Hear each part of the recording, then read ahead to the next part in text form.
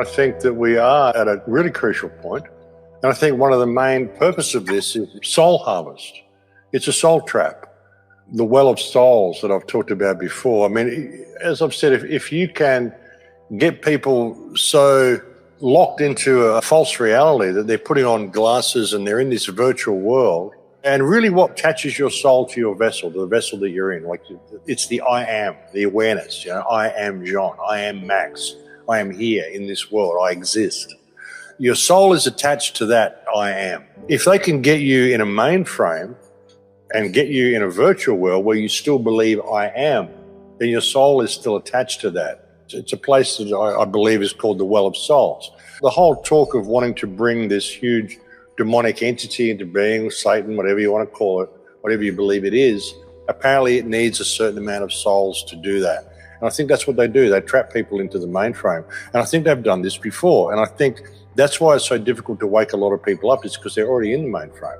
I think half the people out there aren't even real people. They're just minds, consciousness that's driving an avatar that thinks that they're real, but they're not. They're not really alive. They're in the mainframe already. And I think that's what all this is about. Of course, you're not going to get all the people to do it, so you need to depopulate. It's like people farm. You got to have all of this excess stuff around. It's like the corn flour in the stew to thicken the stew. But there's only really a certain amount of real conscious people in here. And they want those souls. They want those conscious souls. They want them trapped in that mainframe. That's where they get their energy from. It's like a flame. It's like a fire. It's like electricity for them. It's the energy they need to power this demonic, whatever it is they're creating. That people will have all different religious concepts about what it is. I don't even go there. I just know it's a powerful, energetic, conscious force that exists, and it's the other side of what we're really connected to. They're trying to disconnect us from that and get us into the mainframe. That's what I think a lot of it is about. And we have an opportunity to actually get through it this time. I think this is going to be one of the last resets that they do. Because even when I look at the world, and it gets very esoteric for a lot of people, you go back, looking at the giant trees that used to exist that are now tabletop mountains, the silicon life that used to exist, the giants that used to be here, the water canopy that Jason talks about that used to be overhead, which would make it possible for things to grow to enormous sizes, and which is also talked about in the Bible and all sorts of places. You'll find references to a water canopy, what caused the great flood when the canopy fell, all of this sort of stuff, rain for 40 days and 40 nights. And the story of the great flood exists in all cultures, in all countries. So we know there has been events like this. Whether there's been more than one, we don't know. But I think every time they do this, they reduce us as well, reduce us in size. As I've said, we think we're so big and we think we're this and we're that. I think we're tiny. We're like the fairies, but we've lost our wings. And we're running around in long grass thinking that these are trees, but they're not. They're long grass. The trees were the silicon trees, the giant tabletop mountains that went up for miles. I don't think anything is what we're told. I've said before, I think we're basically living on the floor of a mine, and that as they're mining the earth, they need smaller and smaller people with smaller and smaller machines to get all the fine stuff out there. So we're at the point now, we're like, a tenth the size or 100th the size of what we originally started off as being.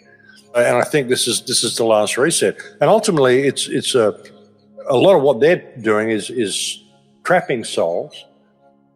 But really, when you look at it on a deeper level and you look at it all as being one thing and one consciousness experiencing itself subjectively, well, then it's a form of soul purification as well. I've been desperately trying to wake people up because I believe that whatever comes through this reset, we need a certain amount of consciousness to make it true. Obviously, the more awake people, the more people who have the knowledge of what happened now that get through to the other side, then the better it's going to be for us. The better it's going to be for consciousness in general.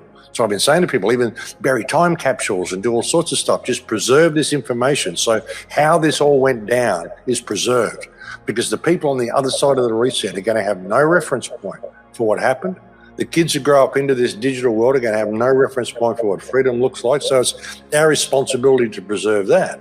So I try to inspire and empower people, but ultimately now it's got to the point that it's virtually every man for himself. You've got to be true to yourself. Sure, help people, try to inspire people around you, but keep your focus on your heart and yourself, because you're the one that needs to get through this. and you're the only one that can do it. It doesn't matter about the other people. You know, if they go into it, they're told every time you comply with something that you know is wrong, you're giving away a little bit more of your soul. You're chipping away at it until you don't have any anymore.